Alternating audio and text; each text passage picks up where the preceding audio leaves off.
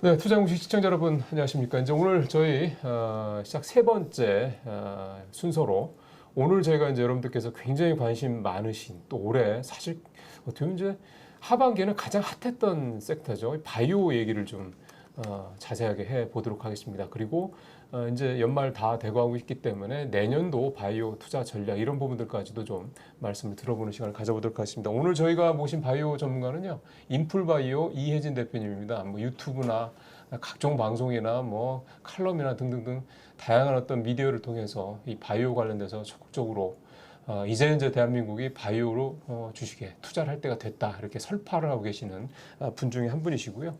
그럼 이분께서 생각하시는 국내 바이오주들 어떤 성장성이 있고 어떤 전망이 있고 어떤 점에서 좀 이제 바이오가 정말 추세적으로 투자를 하셔도 될 만큼 이제 그런 인프라 또 그런 어떤 분위기가 무르익었는지 이런 말씀들. 또 하나는 바이오 투자에 대한 여러 가지 좀 걱정들 늘 있으시잖아요. 그래서 이 바이오주를 투자할 때 어떤 전략, 어떤 접근법을 가져야 되는지 이런 부분까지 좀 오늘 자세히 말씀 여쭤보고요. 그다음에 이제 내년도에 이제 시장 전망하면서 어떤 종목들, 어떤 섹터들 좀 더 자세히 봐야 되는지 자세하게 오늘 말씀 들어보도록 하겠습니다. 그리고 오늘 도움 말씀을 위해서 이제 종목 관련된 얘기를 할 때 우리 주태영 전문가께서 또 여러분들께 투자와 관련된 그런 또 팁을 또 자세히 좀 전해드릴 계획입니다. 자, 두 분과 함께 말씀 나누겠습니다. 대표님 어서 오십시오. 네, 맞습니다. 자, 주태영 전문가 어서 오십시오. 네, 자, 먼저 대표님께 여쭤보겠습니다. 일단 올해 한 해를 좀 이제 마무리를 해야 될 것 같아서요. 네. 최근 시황 같은 경우는 미 대선 때문에 뭐 오르내림을 보이긴 한데 이제 저희가 이제 이게 아마 대선 결과가 확실하게 나오기 전에 아마 방송이 될 것 같아서 일단 대선 결과가 확실하게 나온다는 그 전제보다는 이제 그 전에 진행 과정 정도로 생각하시면서 말씀해 주실 것 될 것 같고요. 일단 최근에 바이오주들이 갑자기 좀 올랐는데 조금 조정을 보이다 갑자기 올랐는데 이게 뭐 특별히 누가 돼서의 수혜를 입는다 이렇게 이해를 하면 됩니까? 그렇죠. 렉나자를 중심으로 우리가 살펴봐야 될 것 같습니다. 렉나자가 승인된 게 8월 달이거든요. 그렇죠. 네. 그리고 승인 가능성이 굉장히 높아진 게 6월 정도가 됩니다. 왜냐하면 자세한 데이터들이 나오기 시작을 했어요. 네. 그래서 자세한 임상 관련 데이터들이 나오다 보니까 예. 그 타그리소라는 경쟁 약물 대비해서 경쟁력이 좋은 겁니다. 그러다 보니까 이 치료제로 승인될 가능성이 매우 높구나, 거의 확실하구나라고 이제 확신을 가진 게 한 6월경부터 그때 이제 5, 6월 달에 이제 학회들이 있지 않습니까? 그러면서 데이터들이 자세하게 발표가 돼 있어요. 그러면서 다양한 방면에서 이 렉나자 아미반타맙이라는 병용 치료제의 이제 아주 치료 효과들 이런 것들이 기존 치료에서는 주지 못했던 그런 우월한 치료 효과, 그 다음에 부작용, 그 다음에 변이 이제 비소세포 폐암이라는 이제 병은 계속해서 변이가 일어납니다. 그런데 변이까지도 막는 그런 좋은 치료 효과가 나온 거죠. 그러면서 치료제의 승인 가능성이 높다라는 게 이제 이야기가 됐고 8월 달에 이제 승인이 된 겁니다. 자, 그러면 우리나라 옛날식으로 한다 그러면 이제 모든 이벤트들이 다 끝난 거죠. 그렇죠. 그러면 주가는 빠져야 됩니다. 그렇죠. 엄청나게 빠져야 되고 원래 상태인 예를 들어서 10만 원 아래 7, 8만 원까지 다시 돌아와야 되거든요. 근데 전혀 그렇지 않고 4, 5만 원 이때 계속 유지가 되고 있습니다. 그러니까 과거하고는 전혀 다른 모습이다. 여러분들이 그런 거는 좀 궁금해 하셔야 됩니다. 그리고 이제 유한양이뿐만이 아니라 기타 뭐 알테오젠이라든가 리가캠 바이오라든가 이런 주요한 종목들이 주가가 계속해서 올랐죠. 최근에 이제 조금 조정을 받는 것은 일정 부분 수급에 의한 것으로 좀 보이고요. 어차피 주식이라는 것은 계속 오르진 못하고 그렇죠. 이제 조정이라는 걸 거칩니다. 근데 중요한 것은 원래 상태로 돌아갈 거냐 하는 것이 대단히 중요하다. 그러니까 재료 확인한 다음에 다시 원래 주가 또는 그 이하로 떨어지는 게 그동안 일반적이었는데 그렇죠. 최근에 유한양이 그런 기존의 어떤 관행을 벗어나는 모습을 보여줬다. 그렇죠. 벗어나고 있습니다. 그래서 10만 원대에서 상당히 그 일반 투자자들의 갈등이 심했죠. 여기서 이제 팔고 나가야 되느냐, 그렇죠. 아니면은 계속해서 가지고 가야 되느냐라는 생각들이 복잡했고요. 거래도 많이 일어났습니다. 그런데 지금 지나고 보면은 좀처럼 쉽게 떨어지질 않고 고공행진을 한다는 거죠. 그 다음에 리가캠 바이오도 마찬가지고 알테오젠도 마찬가지입니다. 기타 많은 주식들이 올랐고요. 이제 보면 그 세 종목이 한 120% 정도 올랐습니다. 예. 그것도 한 연초 대비해서 올랐고, 그 다음에 기타 이제 한 50% 이상 오른 종목들이 꽤 있어요. 그 종목들의 특징들을 본다 그러면은 기술 수출이라든가 이런 부분들이 상당히 많이 이루어졌습니다. 이 기술 수출 그러면 그냥 옛날부터 기술 수출은 했던 거 아니냐? 그렇죠. 라고 이야기할 수도 있고, 한미약품 같은 경우에는 기술 수출했다 다시 돌려받는 경우도 굉장히 많았었죠. 그랬죠. 네, 그러면서 주가는 정말 제자리로 돌아갔다는 거죠. 근데 그러한 점들이 뭐가 그렇게 많이 바뀐 거냐? 근데 많이 바뀌었습니다. 뭐가 바뀌었냐면 이제 기술 수출이라는 게 대단히 중요하다는 말씀을 강조를 드리고 싶습니다. 최근에 올라온 주가가 많이 올라온 종목들을 보면 기술 수출이 이루어졌던 종목들입니다. 기술 수출 그러면은 뭐 그냥 어떤 미국에 있는 아니면 외국에 있는 기업에게 기술 수출을 한 거 아니냐 정도로 끝날 수 있겠는데, 기술 수출을 할 때 특히 빅파마나 글로벌 기업들 같은 경우에는 그 기업이 가지고 이제 예를 들어서 ADC다 그러면 ADC와 관련된 글로벌에서 연구 개발하고 있는 회사들의 모든 물질들을 다 검토하는 거죠. 네. 그 중에서 가장 경쟁력이 있다고 하는 물질을 산 겁니다. 유한양행의 렉나자도 마찬가지인 거죠. 그렇죠. 네. 그래서 과거하고는 다르다는 게 그들이 빅파마가 이 물질을 가져가서 임상을 진행을 하는 겁니다. 네. 대개 임상 2상 아니면은 임상 3상을 진행을 하게 되는 거죠. 그러니까 과거에 예를 들어서 2016년부터 2020년까지 우리나라에서 연구 개발되었던 많은 약물들이 임상 3상만 갔다 하면은 실패하는 그런 사례가 많았구나. 예. 100% 실패를 했죠. 실패한 이유는 한마디로 임상 3상을 가기 위한 기본적인 약물의 치료 효과를 온전히 증명하지 못한 상태에서 임상 3상을 다소 무리하게 끌고 갔다는 겁니다. 좀 서둘렀다는 얘기네요. 서둘렀다기보다는 그 약물이 임상 3상으로 올라갈 그런 그 자격이 있느냐, 즉 이제 효과를 증명했느냐 한다 그러면은 그렇지 않은 약물들이 대단히 많았습니다.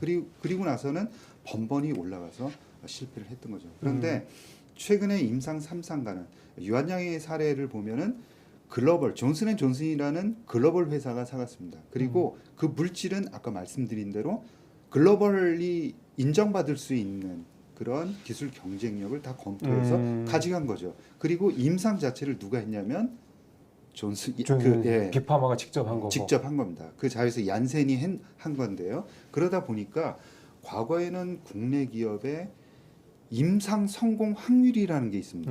임상 1상, 2상, 3상을 가면서 임상을 거쳐서 신약이 되는데 임상 2상에서는 30% 이상의 성공 확률이 나와야 됩니다. 그게 글로벌 성공 확률이거든요. 그리고 임상 3상에서는 50% 이상이 성공을 해야 됩니다. 그러니까 둘 중에 하나는 성공하는 게 그냥 당연한 거죠. 원래 그 임상 3상을 가게 되면 50% 이상은 성공할 가능성이 이제 있는데 국내에서는 그렇지 못했던 거죠. 그런데 이제는 글로벌 회사가 가져가고 글로벌 회사가 임상을 하다 보니 글로벌 임상 성공 확률이 적용이 될 수 있는 겁니다. 이제 그러면서 둘 중에 하나는 임상 3상에 가서 성공할 수 있느냐 그러면 그냥 성공할 수 있는 겁니다. 그러네요. 예, 이게 너무 당연한 논리 아니냐? 그러면 그렇다고 볼 수가 있는 거고요. 과거하고 지금하고는 전혀 다른 모습이다. 그 국내 회사가 기술 수출한 물질들이 대단히 많습니다. 네. 그 물질들은 아직까지는 뭐 임상 초기 단계에 있는 물질들도 많죠. 그렇지만 그 물질들은 분명히 경쟁력을 다 보고 검토해서 글로벌 기업들이 다 기술 이전에 간 겁니다. 예. 그렇기 때문에 이 물질들이 앞으로 올해, 내년, 내후년 올라오면서 계속해서 후기 임상 쪽으로 갈 수밖에 없습니다. 그리고 그때 발표되는 결과가 글로벌 임상 성공 확률이 적용될 수 있다는 거죠. 그러면서 국내 기업들이 가지고 있는 과거 물질들은 어차피 다 실패하니까 임상 그 PER이라든가 다른 밸류에이션이 전혀 적용될 수 없고 없죠. 예, 임상 3상에 올라온다 하더라도 가치를 부여할 수 없다는 겁니다.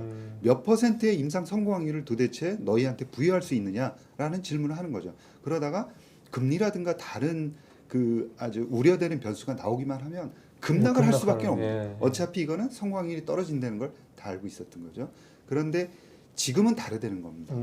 그래서 이거는 우리 투자자들이 그렇게 생각하건 그렇지 않건 간에 전혀 관계없이 전혀 다른 모습으로 국내 바이오가 바뀌고 있다는 거고요. 또 한 가지는 뭐냐면 과거 국내 바이오 그러면은 CDMO를 의미했습니다. 삼성바이오로직스, 셀트리온이 그냥 국내 바이오를 의미했던 거죠.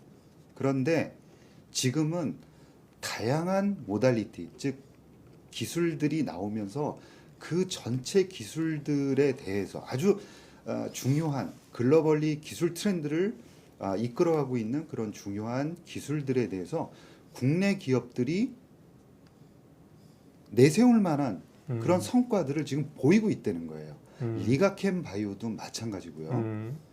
ABL 바이오도 마찬가지입니다. 그리고 알테오젠 같은 경우에도 마찬가지인 거죠. 유한양의 렉나자는 물론 마찬가지입니다. 그렇죠. 네. 그러다 보니 한 개의 예를 들어서 예를 들어서 ADC 한 개 아니면은 CDMO 한 개 이런 바이오는 여러 가지 분야가 있는데 셀 수 없는 분야가 있는데 그 중에 한두 개만 잘한다 그러면 우리나라 바이오가 이제부터 잘할 거다라는 이야기가 성립되지 않습니다. 그런데 다양한 모달리티 ADC라든가 이중 항체라든가 또 약물 전달 기술이라든가 또 이중 융합 단백질 기술이라든가 약물 지속형 기술이라든가 이러한 여러 가지 퇴행성 뇌질환까지 그 BBB를 통과하는 약물 전달체까지도 기술력을 가지고 있는 거죠. 그러다 보니까 광범위한 그것도 최근에 아주 트렌디한 바이오 시장에서 국내 기업들이 내세울 만한 것들이 다 있다는 거죠. 그리고 이들이 만들어낸 파이프라인 즉 이제 신약으로 만드는 그런 물질들에 대해서는 글로벌 임상 성공 확률이 적용될 수 있다는 겁니다. 그리고 올해는 이제 렉나자 이제 신약 승인이 되었는데 내년, 내후년, 내후년으로 가면서 임상 후기 단계로 올라오는 물질들이 훨씬 더 많아진다는 거예요. 강력한 그런 파이프라인들의 그런 군이 전체적으로 올라오면서 국내 바이오는 과거와는 전혀 다른 모습으로 성장한다. 지금 말씀을 좀 하셨는데 여러 가지 일단 대표님 말씀 좀 정리를 해보면 올해 국내 바이오 업체들의 여러 가지 포텐셜이 이제 터지는 어떤 그런 모습들이 좀 다양하게 나타나고 있다. 그게 이제 앞에서 이제 모달리티라는 말씀을 하셨는데 이제 이게 일종의 이제 기술인 거죠. 기술입니다. 네, 치료 기술. 이게 좀 뭐 되게 다양한 말씀을 하셨어요. ADC, 이중항체, 뭐 이중 융합 단백질, 약물 지속, 뭐 SC 제형 등등등 굉장히 많죠. 이런 것들이 우리 바이오 업체들이 좀 개발하고 이거가 이제 그 대형 빅파마들한테 기술 수출이 되고 이런 과정을 통해서 많은 기업들의 주가가 실질적인 어떤 그러니까 실체가 있는 그런 상승세를 보여줬다. 그리고 올랐다가 급락하는 그런 과거의 사례가 아니라 이제는 올랐다가 뭐 잠깐 조정을 받다가 다시 반등을 하는 이런 상황이 올해 내내 좀 재현되고 있다 이런 말씀을 해주셨기 때문에요. 전체적으로 올해가 말씀하셨던 대로 국내 바이오 업체들한테는 일종의 추세적 전환의 원년이다 이렇게 말씀을 하셨습니다. 그래서 대표님 말씀하신 것 중에서 지금 반복해서 말씀했던 회사 중에 하나가 리가캠 바이오거든요. 자, 주태영 전문가님, 리가캠 바이오 한번 올해 그 주가 흐름 한번 잠깐 좀 말씀을 해주시죠. 네네. 자, 리가캠 바이오 저도 되게 친숙한 종목인데요. 자, 이 종목 같은 경우에 제가 과거에도 한번 매수를 드려서 또 크게 수익이 났는데 여기까지 올라갈 줄은 생각도 못했습니다. 자, 그렇다면 요 리가캠 바이오 너무너무 이쁜 종목인데 제가 한번 그 기술적으로 한번 분석을 한번 해보겠습니다. 자, 과거에 이렇게 삼각수렴 구간이었어요. 그래서 이 삼각수렴 구간 이 최하단 부분에서 제가 매수를 한번 드렸거든요. 이 자리에서. 그래서 위에 올라갈 때 한번 매도를 한번 드렸었는데 이 추세 저항선이었기 때문에 제가 한번 매도를 드렸었는데 이 라인이 그대로 연결된 라인을 언젠가 한번 찍을 거라고 생각했는데 최근에 한번 찍었습니다. 자, 과거 그 저점 라인하고 연결을 해보면요. 이 라인들을 또 찍을 네. 때마다 반등이 나오던 그런 네. 모습도 한번 볼 수가 있고, 이 리가켄바이오가 위에 있는 이 파란색 저항선을 한번 뚫고 나서 한번 반등의 여지를 또 한번 보여줬었거든요. 자, 과거 고점 라인하고 연결된 라인들 또 한번 찍으면서 조정을 한번 줬다가 한 번 더 레벨업 차트가 네. 지금 진행이 되는 지금 그런 상황입니다. 자, 그래서 이 리가켄바이오 같은 게 예전에 레고켄바이오였죠. 지금 이름을 좀 바꿨죠. 변경을 한 그런 상황인데, 자, 그렇다면 우리 투자자 입장에서는 한번 매수를 할 수 있는 그런 라인들이 어떤 라인인가를 또 한번 찾아봤어요. 왜냐면 워낙에 또 좋은 종목이고 하고, 밑에 있는 지지선 라인들을 제가 하나 설정을 해서 보여드리자면, 바로 금요일 같은 경우에 월요일 같은 경우에 한번 찍지 않을까 생각했는데 지금 바로 반등이 났습니다. 자, 밑에 있는 지지선은 11만 2,500원 라인을 한번 찍으면 이거는 무조건 한번 매수를 네. 한번 봐서 따라가야 되는 라인이 아닌가 그렇게 생각을 하고 있습니다. 지금 대표님 말씀하셨던 대로 그래프 자체가 계속해서 우상향이네요. 마치 미국에 있는 뭐 S&P 500 같은 지수나 미국에 있는 유명한 빅테크 종목들의 차트를 보는 것 같은 느낌이 들 정도로 조정은 중간에 있는데 계속해서 올라가는 이런 모습이. 네. 그러니까 이게 말씀하셨던 대로 우리나라 바이오들이 이제 과거와 바뀐 거다. 네, 리가켄바이오 주가를 보면은 아까 말씀하신 대로 그 고생했던 구간들이 3만 원 후반하고 4만 원 초예요. 그 부분에서 굉장히 오랫동안 있었습니다. 근데 이제 제가 생각해도 너무 이제 답답한 거죠. 좋은 일들이 굉장히 많은데도 불구하고 그 가격대에 있고 전혀 오르지 못한 거죠. 그러니까 제가 생각해도 너무 답답하고 그랬던 구간이 어느 순간에 이제 뚫기 시작합니다. 근데 좀 답답한 거는 이 종목들을 오래전부터 사랑했던 사람들은 사실 많이 뭐라 그럴까요? 이익을 취하기가 굉장히 어려운 거죠. 너무 많은 고생을 해서 어느 정도 올랐을 때 팔았을 가능성이 맞습니다. 너무 높은 거예요. 저도 펀드 매니저를 평생 동안 했지만 사랑했던 종목일수록 제대로 먹은 적이 별로 없는 것 같아요. 왜 그러냐면 먼저 발굴을 하고 오랫동안 고생을 했기 때문에 일정 부분 올라오면은 정말 지긋지긋한 겁니다. 그런데 이 주식은 그런 부분들을 완전히 벗어내면서 이제 어떻게 보면은 새로운 이제 펀더멘탈 영역으로 이제 가는 거죠. 그러면 지금도 사실 10만 원 넘고 그래서 많이 올랐다고 하는 건데 이 추세대로라면은 말씀하신 대로 계속해서 새로운 어떤 어떤 기술 추출 이런 것들이 계속 나올 거고 파이프라인이 여러 개가 있으니까 그 중에서 계속 하나씩 터져 나올 거고 그러면 이제 예를 들어서 이제 저희가 다 할 수는 없겠지만 리가켄바이오 나온 김에 말씀을 여쭤본다면 이런 종목들이 주가가 좀 단순히 많이 올랐다라고만 딱 볼 수는 없다 이 말씀이신 거잖아요. 네, 그래서 이런 그 바이오 종목에는 지금 조금 전에 말씀 주신 부분은 대단히 중요합니다. 리가켄바이오가 지금 주식이 굉장히 좋고 그런다 하더라도 리스크라는 건 언제든지 있는 거거든요. 그리고 변동성이라는 걸 다시 한번 좀 강조를 드리고 싶은데 바이오 주식은 리가캠도 마찬가지입니다. 이제 신약으로 승인 받은 약품이 있느냐 그러면은 없는 거죠. 그리고 아까 말씀드린 대로 글로벌 임상 성공 확률이라는 게 있다 그러면은 실패 확률이라는 게 반대편에는 있는 거고요. 100% 성공은 없으니까. 네. 지금 글로벌 임상에서 임상 이상을 성공했느냐 아직 임상 이상 단계의 데이터가 나오지 않은 거죠. 그렇기 때문에 100% 확신한다? 그건 있을 수 없는 얘기입니다. 그리고 임상, 이상, 3상으로 가면서 데이터를 보고 그 데이터의 유효성하고 안전성을 아마 경쟁 약물들하고 비교를 해보면서요. 리가켄바이오도 주가가 내용을 겪을 수 있습니다. 그러나 현재 보여주고 있는 그런 임상 데이터를 볼 때는 임상 2상 그리고 3상에서 안전성 특히 이제 치료 효과는 경쟁 약물 대비해서 비슷하긴 한데요. 안전성에서 대단히 중요하다. 이건 링커 기술을 의미하는데요. 그래서 링커 기술의 차별화로 아마 임상 3상에서 좋은 치료제를 결국은 개발할 것이다라는 기대감을 충분히 가질 수 있습니다. 이게 사실 그 시점은 아직은 좀 기다려야 되는 거죠. 그렇죠. 아직까지는 기다려야 되는 거고요. 많은 약물들이 현재 임상 1상 단계, 그 다음에 이제 임상 2상으로 넘어가는 단계이기 때문에 갈 길은 멀다라고 보겠습니다. 예, 지금 이제 이 대표님께서 이제 리가켄바이오 관련돼서 이제 주태영 전문가가 이제 차트 분석을 좀 해주셨고 이제 그거에 대해서 이제 이혜진 대표님께서 이제 오랫동안 봐오셨던 정말 애정어린 종목이라는 거를 충분히 느낄 수 있는 그런 이제 얘기를 해주시면서 사실은 투자라는 것 자체가 100% 원금이 보장된다면 투자가 아닌 거니까요. 그건 네. 예금이죠. 네. 그러니까 이 종목 특히 바이오를 떠나서 뭐 모든 종목을 투자를 한다고 했을 때 불가피한 이 변동성. 그걸 반드시 확인해야 되고 경쟁사들과의 비교 당연히 필요하고 그럼에도 불구하고 이 리가켄 같은 이런 국내 이제 좋은 바이오 회사들 같은 경우는 계속해서 임상이라든 이런 걸 통해서 좀 성과를 내고 있는 것들이 계속해서 나오고 있다 이런 점들을 감안하셔야 된다. 또 차별적인 경쟁력이 있다라는 점들을 감안하셔야 된다 이렇게 좀 말씀해 주셨습니다.